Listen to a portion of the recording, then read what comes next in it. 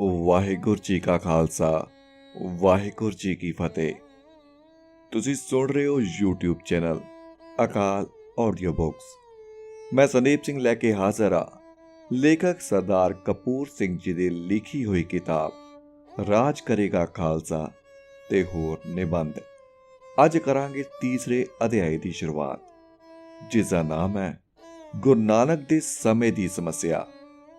ਜੇਕਰ ਪਿਛਲੇ ਅਧਿਆਇ ਦੀ ਗੱਲ ਕਰੀਏ ਤਾਂ ਪਿਛਲੇ ਅਧਿਆਇ ਵਿੱਚ ਲੇਖਕ ਨੇ ਗੁਰੂ ਨਾਨਕ ਜੀ ਦੀ ਪਦ ਪਦਵੀ ਪ੍ਰਤੀ, ਗੁਰੂ ਨਾਨਕ ਪਾਤਸ਼ਾਹ ਪ੍ਰਤੀ ਕੁਝ ਸ਼ੰਕੇ ਦੂਰ ਕਰਨ ਦੀ ਕੋਸ਼ਿਸ਼ ਕੀਤੀ ਸੀ ਤੇ ਦੱਸਿਆ ਸੀ ਕਿ ਗੁਰੂ ਨਾਨਕ ਗੁਰੂ ਦਾ ਸਾਕਾਰ ਰੂਪ ਸੀ।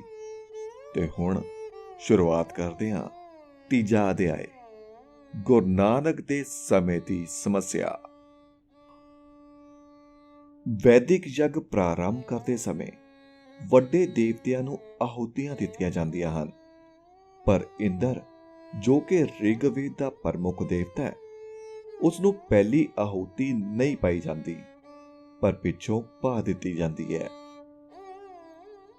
ਕਾਰਨ ਇਹ ਦੱਸਿਆ ਗਿਆ ਕਿ ਇੰਦਰ ਨੇ ਵ੍ਰਿਤਰ ਨਾਮੀ ਅਸੁਰ ਦੀ ਹੱਤਿਆ ਕੀਤੀ ਸੀ। ਕਿਉਂ ਜੋ ਸੁਰ ਅਸੁਰ ਦੇਵ ਅਤੇ ਸਭ ਬ੍ਰਾਹਮਣ ਜਾਤੀ ਦੇ ਹਨ, ਇਸ ਕਰਕੇ ਉਸ ਨੂੰ ਬ੍ਰਹਮ ਹੱਤਿਆ ਲੱਗ ਗਈ। ਮੇਰਾ ਵਿਦਵਾਨਾਂ ਨੂੰ ਵਿਖਿਆਨ ਦੇਣਾ ਵੀ ਉਸ ਪ੍ਰਕਾਰ ਦੀ ਅਵਗਿਆ ਹੀ ਸਮਝਣੀ ਚਾਹੀਏ ਜਿਹੀ ਕਿ ਇੰਦਰ ਨੇ ਕੀਤੀ ਸੀ। ਮੇਰੇ ਵਰਗੇ ਗ੍ਰਾਮੀਣ ਆਦਮੀ ਦਾ ਤੁਹਾਡੇ ਸਾਹਮਣੇ ਬੋਲਣਾ ਬ੍ਰਹਮ ਹੱਤਿਆ ਤੁਲ ਹੀ ਹੈ, ਜਿਸ ਦਾ ਪ੍ਰਾਸ਼ਚਿਤ ਹੋਣਾ ਚਾਹੀਏ, ਤੇ ਮੈਂ ਇਸ ਲਈ ਪਹਿਲਾਂ ਹੀ ਇਸ ਅਵਗਿਆ ਦੀ ਖਿਮਾ ਮੰਗਦਾ ਹਾਂ, ਜਿਹੜੀ ਕਿ ਮੈਂ ਤੁਹਾਡੇ ਸਾਹਮਣੇ ਬੋਲਣ ਲਈ ਖੜਾ ਹੋ ਕੇ ਹੁਣ ਕਰਨ ਲੱਗਾ ਹਾਂ। ਵਿਦਿਆ ਐਸੀ ਸੁੰਦਰੀ ਹੈ ਜੋ ਸੌਂਕਣ ਬਰਦਾਸ਼ਤ ਨਹੀਂ ਕਰਦੀ, ਤੇ ਜੇ ਇਸ ਨੂੰ ਸਰਬ ਜੀਵਨ ਪ੍ਰਮਾਣਤਾ ਦਿੱਤੀ ਜਾਵੇ ਤਾਂ ਹੀ ਆਪਣੇ ਚੰਦਰ ਬਦਨ ਤੋਂ ਇਹ ਪੂਰਾ ਘੁੰਡ ਲਾਉਂਦੀ ਹੈ। ਇਹ ਵਿਚਾਰ ਮੈਂ ਤੁਹਾਡੇ ਸਾਹਮਣੇ ਕੋਈ ਵਿਖਿਆਨ ਦੇਣ ਦਾ ਯਤਨ ਨਹੀਂ ਕਰਾਂਗਾ, ਕੇਵਲ ਆਪਣੇ ਅਸੰਗਠਿਤ ਵਿਚਾਰ ਤੁਹਾਡੇ ਪੁਖਤਾ ਵਿਚਾਰਾਂ ਨਾਲ ਮਿਲਣ ਦੀ ਕੋਸ਼ਿਸ਼ ਕਰਾਂਗਾ। ਜਦੋਂ ਮੈਂ ਛੋਟੀ ਉਮਰ ਵਿੱਚ ਸਾਂ ਤਾਂ ਪਿੰਡ ਵਿੱਚ ਪੜ੍ਹਦਾ ਸੀ, ਜੋ ਕਿ ਨਨਕਾਣਾ ਸਾਹਿਬ ਦੇ ਨੇੜੇ ਸੀ। ਹਰ ਸਾਲ ਗੁਰੂ ਨਾਨਕ ਸਾਹਿਬ ਦੇ ਗੁਰਪੁਰਬ ਉਤੇ ਲੈਕਚਰ ਦੇਣ ਵਾਲਿਆਂ ਨੇ ਆਉਣਾ। 100 ਵਿੱਚੋਂ 95 ਪ੍ਰਚਾਰਕ ਗੁਰੂ ਸਾਹਿਬ ਦੀ ਮਹਾਨਤਾ ਨੂੰ ਦਰਸਾਉਣ ਲਈ ਗੱਲ ਇੱਥੋਂ ਸ਼ੁਰੂ ਕਰਦੇ ਸਨ ਕਿ ਗੁਰੂ ਨਾਨਕ ਦਾ ਆਗਮਨ ਹੋਇਆ ਤਾਂ ਸਮੇਂ ਦੀ ਦਸ਼ਾ ਇਹ ਸੀ। ਕਲ ਕਾਤੀ ਰਾਜੇ ਕਾਸਾਈ ਧਰਮ ਪੰਖ ਕਰ ਉੱਡ ਰਿਆ, ਕੂੜ ਅਮਾਵਸ ਸੱਚ ਚੰਦਰਮਾ ਦੀਸੇ ਨਾਹੀ ਕਹਿ ਚੜਿਆ।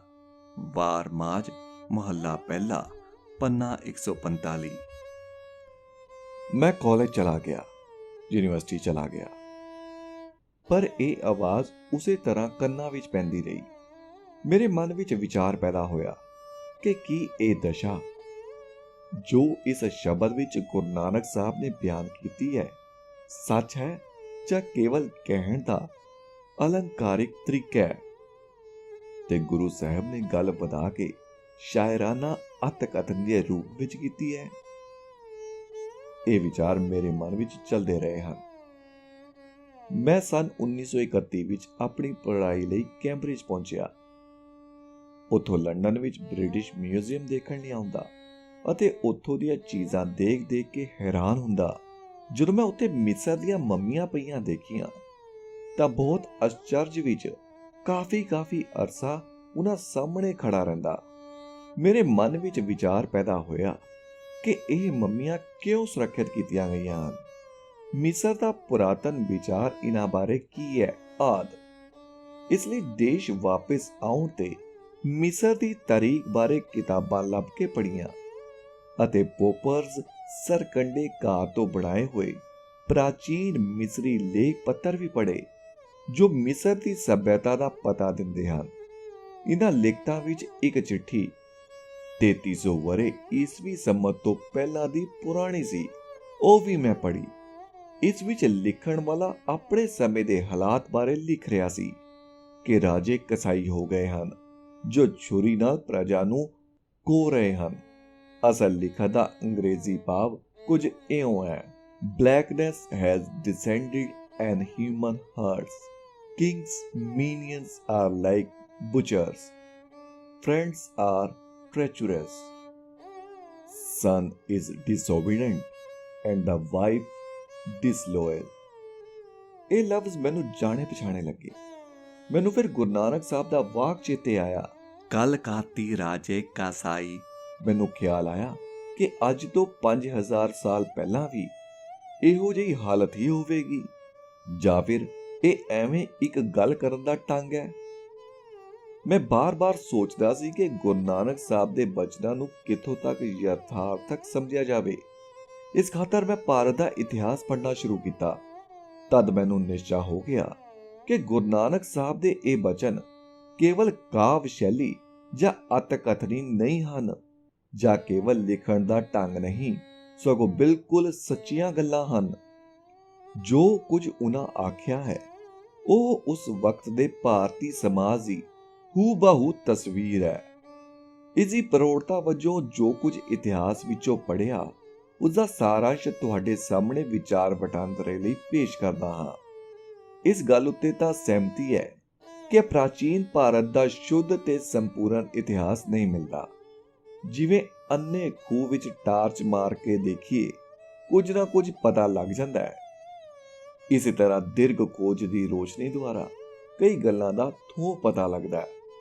ਜਦੋਂ ਸਿਕੰਦਰ ਨੇ ਭਾਰਤ ਉੱਤੇ ਹਮਲਾ ਕੀਤਾ, ਉਸ ਨਾਲ ਕਈ ਲੇਖਕ ਵੀ ਆਏ। ਇਹ ਗੱਲ ਈਸਵੀ ਸੰਮਤ ਦੇ ਪ੍ਰਾਰੰਭ ਤੇ 4ਥੀ ਸ਼ਤਾਬਦੀ ਤੋਂ ਪਹਿਲਾਂ ਦੀ ਹੈ। ਉਹਨਾਂ ਨੇ ਹਿੰਦੁਸਤਾਨ ਬਾਰੇ ਜੋ ਲਿਖਿਆ, ਉਹ ਸਾਡੇ ਲਈ ਪਹਿਲੀ ਮੰਨਣਯੋਗ ਇਤਿਹਾਸਿਕ ਸਮੱਗਰੀ ਹੈ। ਸਿਕੰਦਰ ਦੇ ਪਿੱਛੋਂ ਸਿਕੰਦਰ ਦੇ ਜਰਨੈਲ ਸੈਲਿਊਕਸ ਨਿਕਾਤੋਰ, ਸੀਰੀਆ ਦੇਸ਼ ਦੇ ਰਾਜਾ ਤਿਰਾਜ ਨੇ ਮੁੜ ਪੱਛਮੀ ਭਾਰਤ ਉੱਤੇ ਆਕਰਮਣ ਕੀਤਾ ਤਾਂ ਚੰਦਰਗੁਪਤ ਮੌਰੀਆ ਕੋਲੋਂ ਹਾਰ ਖਾਧੀ ਅਤੇ ਕਾਬੁਲ, ਕੰਦਾਰ, ਬਲੋਚਿਸਤਾਨ ਦੇ ਇਲਾਕੇ ਅਤੇ ਆਪਣੇ ਕੰਨਿਆ ਦਾ ਦੋਹਲਾ ਸੁਲਾਹ ਵਜੋਂ ਮੌਰੀਆ ਸਮਰਾਟ ਨੂੰ ਦੇ ਦਿੱਤਾ ਅਤੇ ਆਪਣਾ ਰਾਜਦੂਤ ਮੈਗਸਥਨੀਜ਼ ਭਾਰਤੀ ਰਾਜਧਾਨੀ ਪਾਟਲੀਪੁੱਤਰ ਵਿੱਚ ਨਿਯੁਕਤ ਕੀਤਾ। ਇਸ ਯਾਮਨੀ ਰਾਜਦੂਤ ਦੀਆਂ ਅਸਲ ਲਿਖਤਾਂ ਤਾਂ ਪ੍ਰਾਲੰਭਿਆ ਨਹੀਂ, ਪਰ ਇਹਨਾਂ ਦੇ ਉਤਾਰਿਆਂ ਦੇ ਕੁਝ ਟੋਟੇ ਮਿਲਦੇ ਹਨ ਜਿਨ੍ਹਾਂ ਨੂੰ ਇੰਡੀਕਾ ਕਿਹਾ ਜਾਂਦਾ ਹੈ। ਇਹ 2-3 ਸ਼ਤਾਬਦੀ ਪੂਰਵ ਈਸਵੀ ਸੰਮਤ ਦੀਆਂ ਲਿਖਤਾਂ ਹਨ। ਜੇ ਇਹਨਾਂ ਨੂੰ ਧਿਆਨ ਨਾਲ ਪੜ੍ਹਿਆ ਜਾਵੇ ਤਾਂ ਹਿੰਦੁਸਤਾਨ ਦੇ ਲੋਕਾਂ ਦਾ ਖਾਣ ਪੀਣ, ਰਹਿਣ ਸਹਿਣ, ਸਮਰਾਜ, ਗਣਰਾਜ ਤੇ ਵੰਸ਼ ਰਾਜ ਦੀ ਸਥਿਤੀ ਬਾਰੇ ਵੀ ਕਈ ਗੱਲਾਂ ਸਪਸ਼ਟ ਹੁੰਦੀਆਂ ਹਨ। ਇਸ ਵੇਲੇ ਦਾ ਈਸਵੀ ਸੰਨ ਦੇ ਪ੍ਰਾਰੰਭ ਤੋਂ 2 ਸ਼ਤਾਬਦੀਆਂ ਪਹਿਲਾਂ ਦੇ ਸਮੇਂ ਦਾ ਜੋ ਭਾਰਤੀ ਸਮਾਜ ਤੇ ਭਾਰਤੀ ਸੰਸਕ੍ਰਿਤੀ ਇੰਡੀਕਾ ਆਦਿ ਸ਼ਹਾਦਤਾਂ ਤੋਂ ਨਿਕਲ ਕੇ ਦ੍ਰਿਸ਼ਟੀ ਗੋਚਰ ਹੁੰਦਾ ਹੈ, ਉਹ ਇੱਕ ਬੜਾ ਸਭਿਅਤਾ ਪ੍ਰਾਪਤ ਵਿਕਸਿਤ ਪ੍ਰਗਤੀਸ਼ੀਲ ਸਮਾਜ ਹੈ, ਜਿਸ ਦਾ ਆਧਾਰ ਨਿਆਂ ਅਤੇ ਇਨਸਾਫ ਹੈ ਅਤੇ ਜਿਸ ਦੀਆਂ ਰੁਚੀਆਂ ਸ਼ਾਂਤੀ ਪ੍ਰਦਾ ਅਤੇ ਉੱਨਤੀ ਤਤਪਰ ਹਨ। ਦੂਸਰੀ ਸਦੀ ਈਸਵੀ ਵਿੱਚ ਹੂਣ ਜਾਤੀ ਦੇ ਹਮਲੇ ਪੱਛਮੀ ਭਾਰਤ ਉੱਤੇ ਹੋਏ ਅਤੇ ਪੂਰਾ ਸਾਮਰਾਜ ਢਾਹ-ਢੇਰੀ ਹੋ ਗਿਆ। ਉਸ ਸਮੇਂ ਬਾਰੇ ਸਾਨੂੰ ਬਹੁਤੀ ਜਾਣਕਾਰੀ ਨਹੀਂ ਮਿਲਦੀ, ਪਰ ਭਾਰਤ ਦੇ ਸਮਾਜ ਤੇ ਸੰਸਕ੍ਰਿਤੀ ਦਾ ਚੰਦਰਗੁਪਤ ਦੂਜੇ ਸਮੇਂ ਉੱਚਤਰ ਵਿਕਾਸ ਹੋਇਆ। ਸਮੁੰਦਰਗੁਪਤ 335 ਤੋਂ 375 ਈਸਵੀ ਦਾ ਵੱਡਾ ਭਰਾ ਰਾਮਾਗੁਪਤ ਸੀ ਤੇ ਉਸ ਦੀ ਪਤਨੀ ਧਰੁਵ ਸੀ। ਇਹ ਸਮੁੰਦਰਗੁਪਤ ਚੰਦਰਗੁਪਤ ਪਹਿਲੇ ਦਾ ਪੁੱਤਰ ਸੀ ਤੇ ਚੰਦਰਗੁਪਤ ਦੂਜੇ 375 ਤੋਂ 414 ਈਸਵੀ ਦਾ ਪਿਤਾ ਸੀ। ਮਥੁਰਾ ਸ਼ਕ ਬੰਸ ਦੀ ਰਾਜਧਾਨੀ ਸੀ। ਮਥੁਰਾ ਦੇ ਰਾਜੇ ਨੇ ਰਾਮਗੁਪਤ ਨੂੰ ਕਿਹਾ, ਤੂੰ ਮੈਨੂੰ ਆਪਣੀ ਪਤਨੀ ਦੇ ਦੇ। ਰਾਮਗੁਪਤ ਆਪਣੀ ਪਤਨੀ ਦੇਣ ਲਈ ਤਿਆਰ ਹੋ ਗਿਆ। ਜਦ ਚੰਦਰਗੁਪਤ ਨੂੰ ਪਤਾ ਲੱਗਿਆ, ਉਹ ਦੁਖੀ ਹੋਇਆ। ਉਸਨੇ ਮਥੁਰਾ ਸੁਨੇਹਾ ਭੇਜ ਦਿੱਤਾ ਕਿ ਧਰੁਵ ਦੇਵੀ ਜਲਦੀ ਪਹੁੰਚ ਜਾਵੇਗੀ। ਚੰਦਰਗੁਪਤ ਨੇ ਆਪ ਜਨਾਨੀਆਂ ਵਾਲਾ ਭੇਸ ਬਣਾ ਲਿਆ।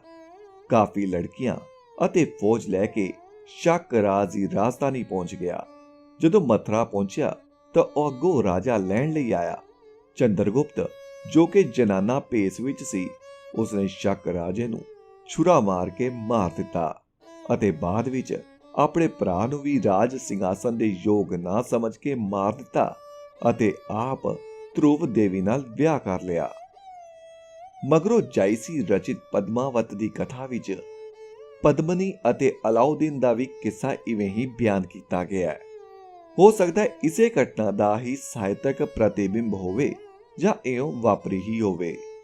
ਰਾਮਗੁਪਤ ਅਤੇ ਚੰਦਰਗੁਪਤ ਦੂਜਾ, ਜਿਸ ਨੂੰ ਚੰਦਰਗੁਪਤ ਵਿਕਰਮਾਦਿੱਤਿਆ ਵੀ ਕਿਹਾ ਜਾਂਦਾ ਹੈ, ਬਾਬਤ ਇਹ ਕਥਾ ਦੇਵੀ ਚੰਦਰਗੁਪਤ ਕ੍ਰਿਤ ਵਿਸ਼ਵਵਾਦਤ ਨਾਮੀ ਸੰਸਕ੍ਰਿਤ ਨਾਟਕ ਵਿੱਚ ਮਿਲਦੀ ਹੈ।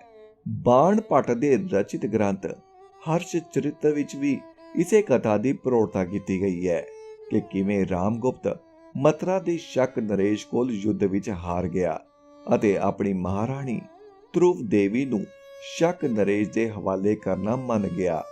ਇਸੇ ਸਥਿਤੀ ਵਿੱਚ ਚੰਦਰਗੁਪਤ ਦੂਜਾ ਮਹਾਨ ਸਮਰਾਟ ਦੇ ਰੂਪ ਵਿੱਚ ਭਾਰਤੀ ਇਤਿਹਾਸ ਵਿੱਚ ਪ੍ਰਗਟਿਆ, ਜਿਸ ਨੇ ਯਵਨ ਰਾਜੇ ਸੈਲੂਕੋਸ ਨਿਕਾਤੋਰ ਨੂੰ ਸ਼ਿਕਸਤ ਦਿੱਤੀ। ਜਿਸ ਦੇ ਪ੍ਰਤੀਕਰਮ ਵਜੋਂ ਯਵਨ ਰਾਜਦੂਤ ਮੈਗਸਥਨੀਜ਼ ਭਾਰਤ ਆਇਆ। ਉਸਨੇ ਭਾਰਤ ਬਾਬਤ ਬਹੁਮੁੱਲੀ ਲੇਖ ਸਮੱਗਰੀ ਪਿੱਛੇ ਛੱਡੀ। ਚੰਦਰਗੁਪਤ ਦਾ ਜਰਨੈਲ ਅਮਰਕਾਂਤੀ ਤਖਤਸਿਆ ਸੀ, ਜੋ ਕਿ ਬੁੱਧ ਧਰਮ ਤੇ ਨਿਸ਼ਚਾ ਰੱਖਣ ਵਾਲਾ ਸੀ ਅਤੇ ਬੜਾ ਮਹਾਨ ਯੋਧਾ ਸੀ। ਇਸ ਤੋਂ ਪ੍ਰਗਟ ਹੈ ਕਿ ਇਸ ਸਮੇਂ ਬੁੱਧ ਮਤ ਅਤੇ ਬ੍ਰਾਹਮਣੀ ਮਤ ਦਾ ਭੇਦ ਬਹੁਤ ਤਿੱਖਾ ਨਹੀਂ ਸੀ। 4ਵੀਂ ਸਦੀ ਵਿੱਚ ਚੀਨੀ ਯਾਤਰੂ ਫਾਹੀਯਾਨ ਭਾਰਤ ਆਇਆ। ਉਹ ਲਿਖਦਾ ਹੈ ਕਿ ਚੰਦਰਗੁਪਤ ਨਾ ਬੌਧ ਸੀ ਨਾ ਬ੍ਰਾਹਮਣ, ਉਹ ਦੋਹਾਂ ਦਾ ਬਰਾਬਰ ਸਤਿਕਾਰ ਕਰਦਾ ਸੀ। ਇਹ ਯਾਤਰੂ ਇਹ ਵੀ ਲਿਖਦਾ ਹੈ ਕਿ ਸਾਰੇ ਸੰਸਾਰ ਨਾਲੋਂ ਭਾਰਤ ਵਿੱਚ ਖੁਸ਼ਹਾਲੀ ਜ਼ਿਆਦਾ ਹੈ। ਇਸ ਪਿੱਛੋਂ ਹਰਸ਼ਵਰਧਨ ਤੱਕ ਸਾਨੂੰ ਕੋਈ ਬਹੁਤੀ ਇਤਿਹਾਸ ਬਾਬਤ ਸਮੱਗਰੀ ਨਹੀਂ ਮਿਲਦੀ। ਫਿਰ ਹੁਣ ਜਾਤੀ ਦੇ ਆਕਰਮਣ ਪ੍ਰਾਰੰਭ ਹੋਏ ਤੇ ਗੁਪਤ ਸਮਰਾਜ ਖੇਰੂ ਹੋ ਗਿਆ। ਜਿਵੇਂ ਨਾਟਕੀ ਸਟੇਜ ਉੱਤੇ ਬੱਤੀਆਂ ਬੁਝ ਜਾਣ ਉੱਤੇ ਹੋ ਰਹੀ ਨਾਟ ਕਿਰਿਆ ਦਾ ਕੁਝ ਪਤਾ ਨਹੀਂ ਲੱਗਦਾ, ਇਸੇ ਤਰ੍ਹਾਂ ਇਸ ਸਮੇਂ ਬਾਰੇ ਬਹੁਤ ਹੀ ਧੁੰਦਲਾਪਣ ਹੈ। ਹਰਸ਼ਵਰਧਨ 698 ਤੱਕ ਰਾਜ ਭਾਗ ਮਾਣਦਾ ਰਿਹਾ। ਇਸ ਦੇ ਸਮੇਂ ਹਿਊਨ-ਸਾਂਗ ਚੀਨੀ ਯਾਤਰੀ ਭਾਰਤ ਆਇਆ, ਜੋ ਕਿ 630 ਤੋਂ 644 ਸਨ ਈਸਵੀ ਤੱਕ 14-15 ਸਾਲ ਇੱਥੇ ਘੁੰਮਿਆ। ਉਸਨੇ ਬੜੀਆਂ ਦਿਲਚਸਪ ਗੱਲਾਂ ਸਾਡੇ ਬਾਰੇ ਲਿਖੀਆਂ। ਉਹ ਲਿਖਦਾ ਹੈ ਕਿ ਇਹ ਸ਼ਾਂਤੀ ਵਿਸ਼ਵਾਸੀ ਸਮਾਜ ਹੈ। ਭਾਰਤੀ ਕਲਾ ਦਾ ਕੋਈ ਮੁਕਾਬਲਾ ਨਹੀਂ ਕਰ ਸਕਦਾ। ਮਿਸਟਰ ਹੈਵਲ ਫਰੰਗੀ ਇਤਿਹਾਸਕਾਰ ਵੀ ਲਿਖਦਾ ਹੈ, No civilization in the world's history can be said to have achieved perfection, but the fact remains that judged by standards of culture, Indian civilization in 7th century AD attained to heights which have not been exceeded by any other in ancient or modern times। ਇਹ ਐਵੇਂ ਇਤਫਾਕ ਸਮਝੋ ਜਾਂ ਕੋਈ ਰਿਆਸਤ ਦੀ ਗੱਲ ਕਿ ਭਾਰਤ ਵਰਸ਼ ਦੇ ਜਿਤਨੇ ਵੀ ਮਹਾਨ ਰਾਜੇ ਸਮਰਾਟ ਹੋਏ ਹਨ, ਅਸ਼ੋਕ, ਕਨਿਸ਼ਕ ਜਾਂ ਹਰਸ਼ਵਰਧਨ, ਸਭੇ ਬੌਧ ਵਿਚਾਰਾਂ ਦੇ ਸਨ। ਚੰਦਰਗੁਪਤ ਦੂਜਾ ਸਾਂਝਾ ਜਿਹਾ ਸੀ ਅਤੇ ਹਰਸ਼ਵਰਧਨ ਵੀ ਇੱਕ ਅਜਿਹਾ ਮਹਾਨ ਸਮਰਾਟ ਸੀ ਜਿਸ ਨੇ ਥਾਨੇਸਰ ਵਿੱਚ, ਪਿੱਛੋਂ ਕਨੌਜ ਵਿੱਚ ਰਾਜਧਾਨੀ ਸਥਾਪਿਤ ਕੀਤੀ। ਪਤਾ ਨਹੀਂ ਕੀ ਗੱਲ ਹੋਈ, ਬ੍ਰਾਹਮਣਾਂ ਨੇ ਇਸ ਨੂੰ ਸਾਜ਼ਿਸ਼ ਕਰਕੇ ਮਰਵਾ ਦਿੱਤਾ। ਇਹ ਗੱਲ ਧਿਆਨ ਗੋਚਰੇ ਕਰਨ ਵਾਲੀ ਹੈ ਕਿ ਭਾਰਤੀ ਸਮਰਾਜ ਤੇ ਸਮਾਜ ਦੀ ਤਬਾਹੀ ਦਾ ਵੱਡਾ ਕਾਰਨ ਬ੍ਰਾਹਮਣ ਅਤੇ ਬੋਧੀ ਵਿਚਾਰਾਂ ਦੀ ਖਿੱਚੋਤਾਣ ਵਿੱਚੋਂ ਹੀ ਪੈਦਾ ਹੋਇਆ ਹੈ। 6ਵੀਂ ਸਦੀ ਤੋਂ 13ਵੀਂ ਸਦੀ ਦੀ ਤਾਰੀਖ, ਸਿੰਧ ਬੰਗਾਲ ਤੱਕ ਦੀ ਤਾਰੀਖ ਦੀ ਦੀਰਘ ਖੋਜ ਇਸ ਵਿਚਾਰ ਦੀ ਪੁਸ਼ਟੀ ਕਰਦੀ ਹੈ। 9ਵੀਂ ਸਦੀ ਵਿੱਚ ਬਗਦਾਦ ਦੇ ਖਲੀਫੇ ਨੇ ਮੁਹੰਮਦ ਬਿਨ ਕਾਸਿਮ ਨੂੰ ਭੇਜ ਕੇ ਸਿੰਧ ਨੂੰ ਆਪਣੇ ਰਾਜ ਵਿੱਚ ਮਿਲਾ ਲਿਆ। ਇਸ ਸਮੇਂ ਦੇ ਹਾਲਾਤ ਬਾਰੇ ਛੱਛਨਾਮਾ ਇੱਕ ਅਰਬੀ ਲਿਖਤ ਮਿਲਦੀ ਹੈ। ਉਸ ਵਿੱਚ ਲਿਖਿਆ ਹੈ ਕਿ ਬੁੱਧ ਰਕੂ ਸਸਾਨੀ, ਬੁੱਧ ਰਕਸ਼ਿਤ ਸ਼੍ਰੋਮਣ, ਜੋ ਬੋਧੀਆਂ ਦਾ ਨੇਤਾ ਸੀ, ਜੇ ਉਹ ਅਨੇਕ ਪ੍ਰਕਾਰ ਅਰਬਾਂ ਦੀ ਮਦਦ ਸਹਾਇਤਾ ਨਾ ਕਰਦਾ ਤਾਂ ਸਿੰਧ ਦੇਸ਼ ਅਰਬਾਂ ਦੇ ਕਾਬੂ ਵਿੱਚ ਨਹੀਂ ਆਉਣਾ ਸੀ। ਸੋ ਬੋਧੀਆਂ ਦੀ ਸਹਾਇਤਾ ਕਾਰਨ ਹੀ ਅਰਬਾਂ ਦੀ ਜਿੱਤ ਹੋਈ। ਇਸੇ ਤਰ੍ਹਾਂ ਦੇ ਭੇਦਭਾਵ ਕਰਕੇ 12ਵੀਂ ਸਦੀ ਵਿੱਚ ਬੋਧੀ ਜਨਤਾ ਖਿਲਜੀਆਂ ਦੀ ਸਹਾਇਤਾ ਨਾ ਕਰਦੀ ਤਾਂ ਬੰਗਾਲ ਵਿੱਚ ਖਿਲਜੀਆਂ ਦਾ ਰਾਜ ਸਥਾਪਿਤ ਹੋਣਾ ਔਖਾ ਸੀ। ਇਸ ਸਦੀ ਦੇ ਸਾਡੇ ਪਾਸ ਦੋ ਗ੍ਰੰਥ ਹਨ, ਸ਼ੂਨਯ ਪੁਰਾਣ ਤੇ ਧਰਮ ਪੂਜਾ ਵਿਧਾਨ। ਮਾਲਦੇਵ ਦੇ ਵਿੱਚ ਸੈਨ ਜਾਤੀ ਦੇ ਬ੍ਰਾਹਮਣ ਵਸਦੇ ਸਨ। ਉਹਨਾਂ ਨੇ ਬੋਧੀਆਂ ਉੱਤੇ ਬੜੇ ਧੱਕੇ ਕੀਤੇ। ਉਪਰੋਕਤ ਗ੍ਰੰਥ ਵਿੱਚ ਲਿਖਿਆ ਹੈ ਕਿ ਧਰਮੀਆਂ ਉੱਤੇ ਇਹ ਅਨਿਆਏ ਤੇ ਧੱਕੇ ਹੁੰਦੇ ਦੇਖ ਬੈਕੁੰਠ ਵਾਸੀ ਨਿਰੰਜਨ ਅਤੀ ਕ੍ਰੋਧਵਾਨ ਹੋਏ। ਤਦ ਉਹ ਜਾਜਪੁਰੇ ਦੀ ਮਹਾਪਵਿੱਤਰ ਧਰਤੀ ਉੱਤੇ ਖੁਦਾ ਨਾਮ ਧਾਰਨ ਕਰਕੇ ਪ੍ਰਗਟੇ। ਕਾਲੇ ਘੋੜੇ ਉੱਤੇ ਸਵਾਰ, ਕਾਲੀ ਟੋਪੀ ਸਿਰ ਉੱਤੇ, ਨਿਰੰਜਨ ਧਰਮੀਆਂ ਦੀ ਰੱਖਿਆ ਹਿਤ ਅਵਤਾਰੀ ਹੋਏ। 33 ਕਰੋੜ ਦੇਵੀ ਦੇਵਤੇ ਯਵਨ ਸਿਪਾਹੀਆਂ ਦੇ ਰੂਪ ਵਿੱਚ ਨਿਰੰਜਨ ਤੇ ਹਮਰਕਾਬ ਸਨ। ਇਉਂ ਧਰਮੀਆਂ ਦੀ ਰੱਖਿਆ ਲਈ, ਬ੍ਰਾਹਮਣ ਦੁਸ਼ਟਾਂ ਦੇ ਵਿਨਾਸ਼ ਲਈ ਨਿਰੰਜਨ ਨੇ ਅਵਤਾਰ ਧਾਰਿਆ। ਇਹ 10ਵੀਂ 11ਵੀਂ ਸਦੀ ਦੇ ਭਾਰਤੀ ਸਮਾਜ ਦੀ ਰੂਪਰੇਖ ਹੈ ਜੋ ਸਾਡੇ ਤੱਕ ਪੁੱਜੀ ਹੈ। ਦੋ ਫਾੜੀ ਹੋਇਆ ਆਪਸੀ ਦਵੈਸ਼ ਨਾਲ ਦੁਖਿਤ, ਸਮਾਜੀ ਧੱਕੇ ਤੇ ਅਨਿਆਏ ਨਾਲ ਦੂਸ਼ਿਤ, ਯਵਨੀ ਵਿਦੇਸ਼ੀਆਂ ਦੇ ਹਮਲਿਆਂ ਤੋਂ ਆਪਣੀ ਰੱਖਿਆ ਕਰਨ ਤੋਂ ਅਸਮਰੱਥ ਤੇ ਮੁਸਲਮਾਨ ਹਮਲਾਵਰਾਂ ਨੂੰ ਆਪਣੇ ਹੀ ਭਰਾਵਾਂ ਹੱਥੋਂ ਛੁਟਕਾਰਾ ਦੇਣਹਾਰਾ ਸਮਝਣ ਵਾਲਾ ਇਹ ਸਮਾਜ ਦਿਸਾਉਂਦਾ ਹੈ।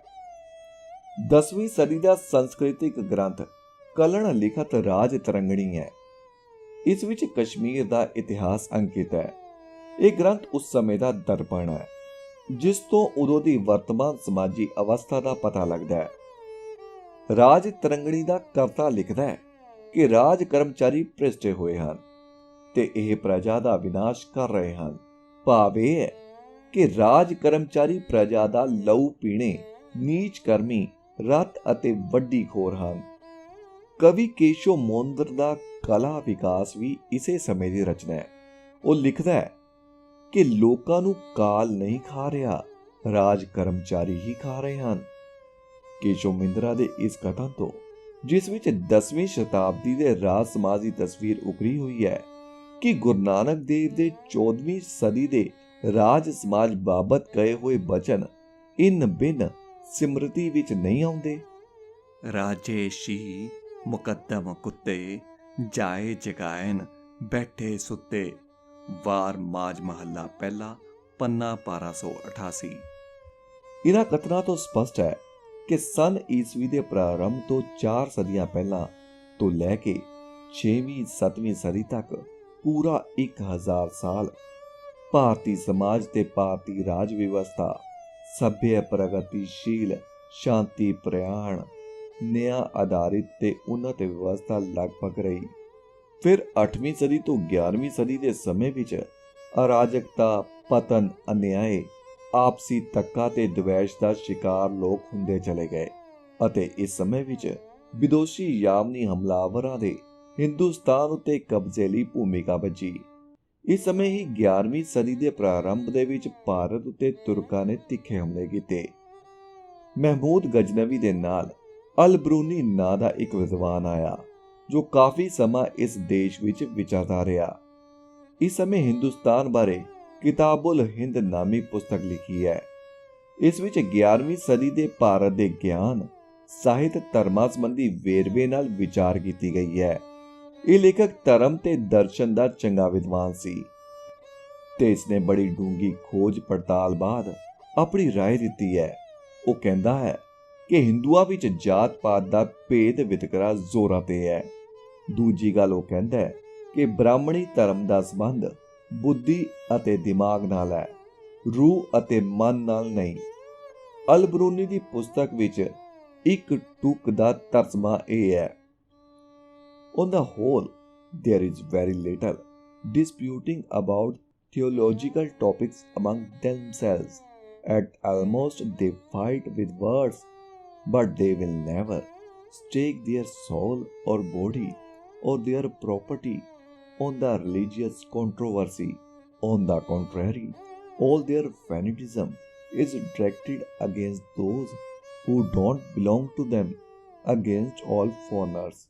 They call them Maikas and forbid having any connection with them, be it by intermarriage or by any other kind of relationship, or by sitting, eating or drinking with them, because thereby they think they would be polluted. Doctor Majumdar ਦਾ ਵਿਚਾਰ ਹੈ ਕਿ ਮੁਸਲਮਾਨੀ ਹਮਲੇ ਦੀ ਪ੍ਰਤੀਕਿਰਿਆ ਵਜੋਂ ਹਿੰਦੂਆਂ ਵੱਲੋਂ ਜਾਤ-ਪਾਤ ਦਾ ਭੇਦਭਾਵ ਅਪਣਾਇਆ ਗਿਆ। ਪਰ ਇਹ ਗੱਲ ਗਲਤ ਹੈ। ਇਹ ਜਾਤੀ ਭੇਦਭਾਵ ਕਿਸੇ ਦਬਾਅ ਨਾਲ ਨਹੀਂ ਪੈਦਾ ਹੋਇਆ, ਸਗੋਂ ਪਹਿਲਾਂ ਤੋਂ ਹੀ ਮੌਜੂਦ ਸਨ। ਅਲ ਬਰੂਨੀ ਦੀ ਦੂਜੀ ਗੱਲ ਵੀ ਠੀਕ ਹੈ ਕਿ ਧਰਮ ਚੁੰਝ ਗਿਆਨ ਹੀ ਸਾਰ ਰੂਪ ਵਿੱਚ ਸੀ ਅਤੇ ਆਤਮਾ ਤੇ ਚਰਿੱਤਰ ਵਿੱਚ ਇਸ ਦੇ ਸੰਚਾਰ ਦਾ ਅਭਾਵ ਸੀ। ਆਲਬਰਟ ਸਵਾਈਜ਼ਰ ਨੇ ਵੀ ਹਿੰਦੂ ਮਤ ਤੇ ਅਜੋਕੇ ਸਮੇਂ ਵਿੱਚ ਇਹੋ ਦੋਸ਼ ਲਗਾਇਆ ਕਿ ਧਰਮ ਮਨੁੱਖ ਗਿਆਨੀ ਅਤੇ ਚੁੰਝ ਗਿਆਨ ਰੁਚੀਆਂ ਦਾ ਹੈ। ਦਿਲ ਵਿੱਚ, ਆਤਮਾ ਵਿੱਚ, ਮਨ ਵਿੱਚ ਇਸ ਧਰਮ ਦਾ ਸੰਚਾਰ ਨਹੀਂ। ਜਿਵੇਂ ਕਿ ਗੁਰੂ ਸਾਹਿਬ ਨੇ ਕਿਹਾ, ਅਤ ਸੁੰਦਰ ਕੁਲੀਨ ਚਤਰ ਮੁਖ ਗਿਆਨੀ ਧਰਮੰਤ, ਮਰਤਕ ਕਹੀਐ ਨਾਨਕਾ ਜਹ ਪ੍ਰੀਤ ਨਹੀਂ ਭਗਵੰਤ। ਗਿਉੜੀ 52 ਅੱਖਰੀ, ਮਹੱਲਾ 5ਵਾਂ, ਪੰਨਾ 253। ਪ੍ਰੋਫੈਸਰ ਪੂਰਨ ਸਿੰਘ ਜੀ ਵੀ ਇਹੋ ਗੱਲ ਮੈਨੂੰ ਆਖਿਆ ਕਰਦੇ ਸਨ ਕਿ ਹਿੰਦੂ ਮਤ ਵਿੱਚ ਕਰਨੀ ਅਤੇ ਵਿਚਾਰਾਂ ਦੇ ਸੁਮੇਲ ਦਾ ਅਭਾਵ ਹੈ ਅਤੇ ਕਥਨੀ ਸਰਵ ਸ੍ਰੇਸ਼ਟ ਪ੍ਰਮਾਣ ਤੇ ਹੈ ਤੇ ਨਿਰੀ ਕਥਨੀ ਨਾਲ ਆਤਮਾ ਨੂੰ ਭਰਪੂਰ ਤੌਰ ਉੱਤੇ ਨਹੀਂ ਟੁੰਬਿਆ ਜਾ ਸਕਦਾ। 12ਵੀਂ ਸਦੀ ਵਿੱਚ ਮੁਹੰਮਦ ਗੋਰੀ ਨੇ ਉੱਤਰ ਪੱਛਮੀ ਭਾਰਤ ਉੱਤੇ ਹਮਲਾ ਕੀਤਾ। ਭਾਰਤੀ ਫੁੱਟ ਦਾ ਸ਼ਿਕਾਰ ਸਨ। ਪ੍ਰਿਥਵੀ ਰਾਜ ਅਤੇ ਜੈ ਚੰਦ ਦਾ ਕਿੱਸਾ ਸਭ ਨੂੰ ਪਤਾ ਹੈ। ਇਸ ਵੇਲੇ ਮੁਹੰਮਦ ਗੋਰੀ ਨੇ ਤਰਾਵੜੀ ਦੇ ਮੈਦਾਨ ਦੇ ਵਿੱਚ ਪ੍ਰਿਥਵੀ ਰਾਜ ਨੂੰ ਮਾਰ ਲਿਆ ਤਾਂ ਜੈ ਚੰਦ ਨੇ ਇਹ ਨਹੀਂ ਸੋਚਿਆ ਕਿ ਕੱਲ ਮੇਰੀ ਵੀ ਵਾਰੀ ਆ ਸਕਦੀ ਹੈ, ਸਗੋਂ ਉਸਨੇ ਆਪਣੀ ਪ੍ਰਜਾ ਨੂੰ ਹੁਕਮ ਦਿੱਤਾ ਕਿ ਆਪਣੀਆਂ ਡਿਊਟੀਆਂ ਦੀਆਂ ਦਹਿਲੀਆਂ ਉੱਤੇ ਘਿਓ ਚੋਵੋ ਤੇ ਖੁਸ਼ੀਆਂ ਵਿੱਚ ਤੁਰੀਆਂ ਵਜਾਓ। ਇਹ ਟੂਕ ਉਸ ਵਕਤ ਦੇ ਜੈਨੀਆਂ ਦੇ ਇੱਕ ਪੁਰਾਤਨ ਸਮਕਾਲੀਨ ਗ੍ਰੰਥ ਵਿੱਚੋਂ ਲਈ ਗਈ ਹੈ। ਇਸ ਤੋਂ ਪ੍ਰਗਟ ਹੈ ਕਿ ਸਾਡਾ ਦੇਸ਼ 12ਵੀਂ ਸਦੀ ਵਿੱਚ ਕਿਵੇਂ ਬੁਰੀ ਤਰ੍ਹਾਂ ਵੰਡਿਆ ਹੋਇਆ ਸੀ। ਪਰ ਇਹ ਹਾਲਤ ਉੱਤਰੀ ਭਾਰਤ ਦੀ ਹੀ ਹੈ, ਦੱਖਣ ਵਿੱਚ ਇਹ ਦਸ਼ਾ ਨਹੀਂ ਸੀ। 12ਵੀਂ ਸਦੀ ਦੇ ਦੱਖਣ ਦੀ ਸਮਾਜ ਵਿਵਸਥਾ ਬਾਰੇ ਇਹ ਅਰਥ ਭੂਗੋਲ ਦੇ ਪੰਡਿਤ ਇੰਦਰੀਸ ਨੇ ਜੋ ਲਿਖਿਆ ਹੈ ਉਸਦਾ ਅਨੁਵਾਦ ਇਹ ਹੈ। ਇੰਦਰੀਸੀ 1154 AD describes Hindus as naturally inclined to justice and never depart from it in their actions. Their good faith, fidelity, and honesty to their engagements are well known, and they are so renowned for these qualities that people flock to their country from every side. 13ਵੀਂ 14ਵੀਂ ਸਦੀ ਦਾ ਕੋਈ ਸਮਕਾਲੀ ਗ੍ਰੰਥ ਭਰੋਸੇਯੋਗ ਨਹੀਂ ਮਿਲਦਾ। ਜੋ ਮਿਲਦੇ ਹਨ ਉਹ ਵਧੇਰੇ ਇੱਕ ਪੱਖੇ ਤੇ ਮੁਸਲਮਾਨਾਂ ਦੇ ਲਿਖੇ ਹੋਏ ਹਨ। 15ਵੀਂ ਸਦੀ ਵਿੱਚ ਗੁਰੂ ਨਾਨਕ ਦਾ ਆਗਮਨ ਹੋਇਆ ਤੇ ਇਸੇ ਇਤਿਹਾਸਿਕ ਪਿਛੋਕੜ ਵਿੱਚ ਅਸੀਂ ਚੰਗੀ ਤਰ੍ਹਾਂ ਜੋ ਨਕਸ਼ਾ ਖਿੱਚਿਆ ਹੈ ਉਹ ਯਥਾਰਥਵਾਦੀ ਤੇ ਸੋਚ ਤੇ ਆਧਾਰਿਤ ਹੈ। ਐਵੇਂ ਕਾਵ ਕਲਪਨਾ ਤੇ ਅਤਿਵਾਦ ਵਾਲਾ ਨਹੀਂ ਹੈ। ਇਸ ਬਾਰੇ ਪ੍ਰੋਫੈਸਰ ਪੀ ਹਾਰਡੀ ਲਿਖਦਾ ਹੈ ਕਿ ਗੈਰ ਮੁਸਲਿਮ ਜਨਤਾ ਤਾਂ ਮੁਸਲਿਮ ਸਿਆਸੀ ਨਾਟਕ ਲਈ ਕੇਵਲ ਸਮੱਗਰੀ ਦਾ ਕੰਮ ਕਰ ਰਹੀ ਸੀ, ਉਹਨਾਂ ਦੀ ਹੋਰ ਕੋਈ ਅਹਿਮੀਅਤ ਨਹੀਂ ਸੀ। ਹੁਣ ਅਸੀਂ ਕਾਲੀ ਕਾਂਤੀ ਰਾਜੇ ਕਸਾਈ ਵਾਲੇ ਗੁਰਵਾਕ ਨੂੰ ਠੀਕ ਸਮਝਣ ਤੇ ਯੋਗ ਹਾਂ। ਗੁਰੂ ਨਾਨਕ ਸਾਹਿਬ ਦੇ ਸਮੱਸਿਆ ਸਾਹਮਣੇ ਇਹ ਸੀ ਕਿ ਪਹਿਲਾ, ਧਰਮ ਦਾ ਸੰਚਾਰ ਦਿਮਾਗ ਤੋਂ ਉਤਰ ਕੇ ਦਿਲ ਅਤੇ ਰੂਹ ਵਿੱਚ ਕਿਵੇਂ ਹੋਵੇ। ਦੂਜਾ, ਇਹ ਧਰਮ ਸਮਾਜ ਉਥਾਨ ਤੇ ਸੁਧਾਰ ਦਾ ਸੰਚਾਲਕ ਕਿਵੇਂ ਬਣੇ। ਤੀਜਾ, ਰਾਜ ਤੇ ਧਰਮ ਤੇ ਕਿਸ ਤਰ੍ਹਾਂ ਦੇ ਸਬੰਧ ਹੋਣ। ਇਹਨਾਂ ਸਮੱਸਿਆਵਾਂ ਦੇ ਉੱਤਰ ਦੇਣ ਲਈ ਗੁਰੂ ਨਾਨਕ ਦੇਵ ਜੀ ਨੇ 4 ਉਦਾਸੀਆਂ ਕੀਤੀਆਂ, ਜਿਸ ਬਾਰੇ ਇੱਕ ਭਾਈ ਗੁਰਦਾਸ ਜੀ ਨੇ ਲਿਖਿਆ ਹੈ, ਚੜਿਆ ਸੋਧਣ ਧਰਤ ਲੁਕਾਈ।